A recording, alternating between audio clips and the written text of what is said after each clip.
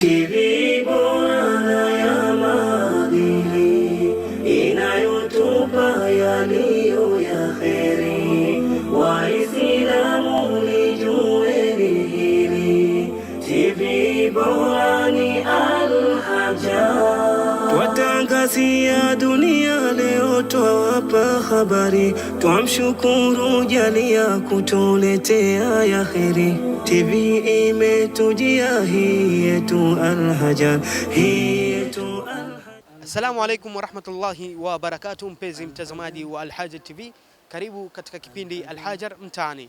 Takwimu inatuonesha ya kwamba watoto wanapozaliwa huitwa kwa jina moja zaidi kuliko majina yote mengine, nalo ni jina la Muhammad, ambalo ni jina la mtume wetu Muhammad sallallahu alayhi wasallam. Na kama kawaida katika kipindi hiki tunakuja kuisoma kuhusiana na sira ya mtume wetu Muhammad sallallahu alayhi wasallam.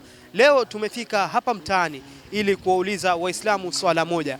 Tunajua wakati wa mtume Muhammad sallallahu alayhi wasallam hakukuwa na tuktuk, matatu, gari, ndege au gari moshi. Walikuwa wakitumia wanyama kama farasi au ngamia katika safari zao. Swali letu la leo linakuja hapa. Ngamia wa mtume wetu Muhammad sallallahu alaihi wasallam alikuwa akiitwa nani? Ungana nami wako Abdurrahman Alwi nikiwauliza wakazi wa eneo hili la Majengo Sokoni swala hilo. Naitwa Arqam Abdullah Al-Athari na nasoma hapa Jamia Islamia katika faria Mombasa. Najua hapo utakuwa mnaelimika na mingi. Kwanza kuhusiana na mtume Muhammad sallallahu alaihi wasallam, unamfahamu vipi? Mtume Muhammad sallallahu alaihi wasallam yufahamika kwa kila mtu, mpaka makafiri sasa hivi wanamfahamu kwa namna Waislamu wanavyosoma sira zake na kuzikariri mara kwa mara.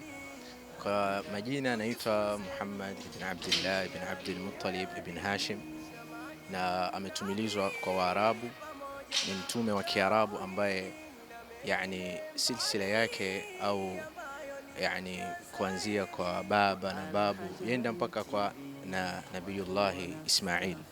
Kwa hiyo ni mtume Mwarabu, ametumilizwa kwa watu wote, rahmatan lil alamin, na amekuja na ujumbe ambao ulikuwa wahusu walimwengu wote, na ndio khatam al-anbiya wal mursalin. Naam, mtume Muhammad sallallahu alaihi wasallam namfahamu kama kiongozi wa umma wa Kiislamu, lakini pia mtume Muhammad sallallahu alaihi wasallam yeye ametumilizwa kwa watu wote kiujumla, sawa.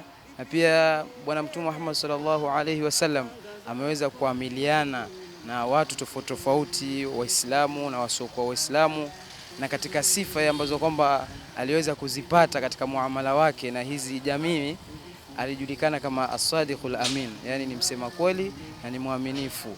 Hii iliweza kumpatia umaarufu, na pia wengi ambao kwamba walikuwa hawajapata kuslimu wakaweza kuslimu kupitia tabia za mtume Muhammad sallallahu alaihi wasallam, zikiwemo ni hizi tabia za alipokuwa nazo wakati akiamiliana na wasiokuwa Waislamu na Waislamu pia kwa ujumla. Mtume Muhammad sallallahu alaihi wasallam kwa majina ni Muhammad bin Abdullah, na vile vile yeye ndiye mtume wa mwisho. Mwenyezi Mungu Subhanahu wa Ta'ala amemtuma linasi kafa bashira wa nadhira, na amekuja kututoa katika giza la ujinga na kutupeleka katika giza ambalo la nuru ambao ni Uislamu. Na Mtume Muhammad sallallahu alaihi wasallam yeye ni khatamun nabiyyin, ndiye mwisho wa manabii, na ametumilizwa kwa wote, wa ma arsalnaka illa rahmatan lil alamin. Mtume Muhammad sallallahu alaihi wasallam ametumilizwa kwa kila janib, kwa kila kiumbe, binadamu, mnyama, iwe ni mdudu. Kwa hivyo rahmatan lil alamin, hakutuma kwa Uislamu peke yake, hata aliweza kuishi na watu ambao ni makufar kwa njia mzuri, kwa akhlaq, na wengi walislimu wakati wake kwa sababu ya tabia mtume peke yake. Na yani umemweleza mtume wetu Muhammad sallallahu alaihi wasallam kwa njia ambayo mtazamaji wetu mwenyewe atakuwa ni mwenye kufahamu. Sasa kuna swali lingine kuhusiana na usafiri wakati wa mtume Muhammad sallallahu alaihi wasallam na usafiri wakati wetu. Tukiangalia leo tuna magari, ndege, pengine kwa upande wa mtume Muhammad sallallahu alaihi wasallam usafiri gani ulikuwa ukiutumia sana? Mtume Muhammad sallallahu alaihi wasallam zama zake kulikuwa hakuna ndege, gari, mapikipiki, tuktuk, lakini ulikuwa ni wanyama wa ngamia, farasi, ndio walikuwa wakitumia wakati huo. Vifaa kama hivi havikuweko katika zama za mtume sallallahu alaihi wasallam, kulingamana na bia na maeneo waliokuwa ndani na hali ya Kiarabu watu walikuwa wakitumia sana wanyama, na Mtume sallallahu alaihi wasallam hasatan alikuwa akitumia sana ngamia. Ngamia ndio ambayo alikuwa akitumia sana, na alikuwa kuna zaidi ya ngamia mmoja. Hivi ni vipando ambavyo kwamba vimekuja baada ya tatawur yani, lakini wakati wa Mtume walikuwa wakitumia vipando vya asili kama vile wanyama, akiwemo ngamia, akiwemo farasi na vinginevyo. Naam. Umetueleza kwamba Mtume Muhammad sallallahu alaihi wasallam wakati wao walikuwa wakitumia wanyama kama ngamia. Kulikuwa na ngamia mmoja Mtume sana akipenda kumtumia, ilikuwa akiitwaje? Kwa kweli jina la ngamia huyu kwanza alikuwa ni ngamia wa kike, na jina lake alikuwa akiitwa Al-Qaswa. Qaswa. Ewa. Kama sijakosea, Al-Qaswa.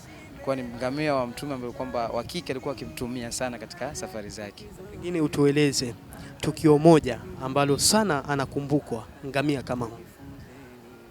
Ngamia huyu Mtume sallallahu alaihi wasallam, miongoni mwa matukio yake ambayo naweza kukumbuka ni kwamba alimtumia pia katika kwenda kuhiji au kufanya katika ibada za haji. Alitumia kama safari au kusafiria kupitia kipando hichi cha ngamia huu Al-Qaswa. Ngamia jina lake alikuwa akiitwa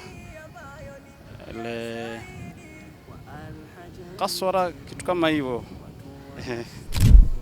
Jina lake sikumbuki vizuri, Al-Qaswa, kitu kama hicho. Pengine swali la mwisho, Waislamu wa leo wamekuwa ni wenye kuipuza dini yetu, hawaisomi, na saha gani ungewapa? Ningependa kujipatia mimi nasaha pamoja na umma kwamba tusome dini yetu.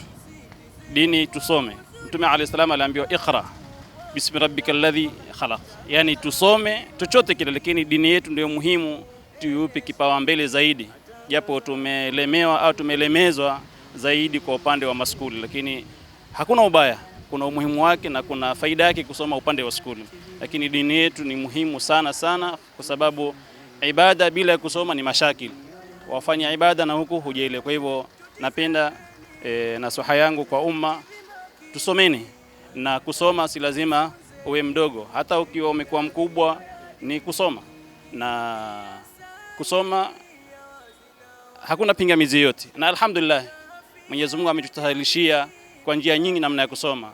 Zamani watu kutumia vitabu, lakini sasa hii kuna simu, kuna mitandao kwa kila njia. Kwa hivyo tusomeni, tusibaki nyuma, upande wa wanaume, upande wa kina mama, tusomeni, na hasa kizazi chetu wasome dini zaidi kuliko kufikiria mengine. Shukrani sana Sheikh wangu kwa muda wako. Shukrani. Muislamu kusoma dini yake ni kitu ambacho muhimu sana kuliko vitu vingine, kwa sababu itamwezesha kufanya ibada kwa njia ya kikamilifu, itamwezesha kufanya jambo ambalo analolifahamu kwa confidence ambayo ni kubwa. Yani mfano mtu kuswali, kutoa zaka, Allah azza wa jalla ametueleza, na Mtume sallallahu alaihi wasallam akatueleza na akatufanyia tafsiri, maelezo ambayo ya zaidi, ili sisi tuweze kusoma, na ilmu ndio itakayotuinua sisi katika dunia na katika akhera. Na bila ya ilmu sisi tutakuwa si chochote, bali tutakuwa hatuna tofauti ya wanyama, sababu sisi tumeitwa wanadamu kwa sababu tuna ufahamu.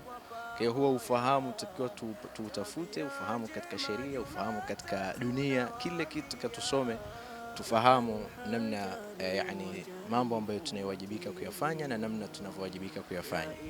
Naam, baadhi ya watu leo waliweza kupata, wengine waliweza kujaribu, lakini nia na madhumuni ya kipindi hiki cha Al-Hajar Mtaani ni kuja kufunzana. Ngamia wa Mtume Muhammad sallallahu alaihi wasallam alikuwa akiitwa Al-Qaswa. Qaswa alikuwa ni ngamia mashuhuri wa Mtume Muhammad sallallahu alaihi wasallam, alimsafirisha hadi Madina kwa mara ya kwanza, kuanzia Makka akampeleka Madina, na alipofika Madina wale watu wa Madina wote wakataka Mtume Muhammad sallallahu alaihi wasallam aweze kushukia katika majumba yao, lakini Mtume akasema nitamwacha huu ngamia wangu anichagulie ni wapi nishukie, na ule ngamia akatembea hadi akafika mahali akakaa haswa, na hapo ndipo Mtume Muhammad sallallahu alaihi wasallam akajenga nyumba yake pamoja na msikiti. Sehemu hiyo leo inajulikana kama Masjidun Nabawi, iliyoweza kuchaguliwa na ngamia kama huu. Mtazamaji, tuambie wiki ijayo tuweze kukutembelea wapi ili tupate kuja kukuelimisha na kukufunza na mengi ambayo tutakuwa tumekuandalia. Na pia usisahau kusubscribe kwenye chaneli yetu ya Al-Hajar TV. Mimi nikiwa wako Abdurrahman Alwi, nyuma ya kamera akiwa ni ndugu yangu Hamza Ramadhan Suleiman. Tukutane wiki ijayo insha Allah.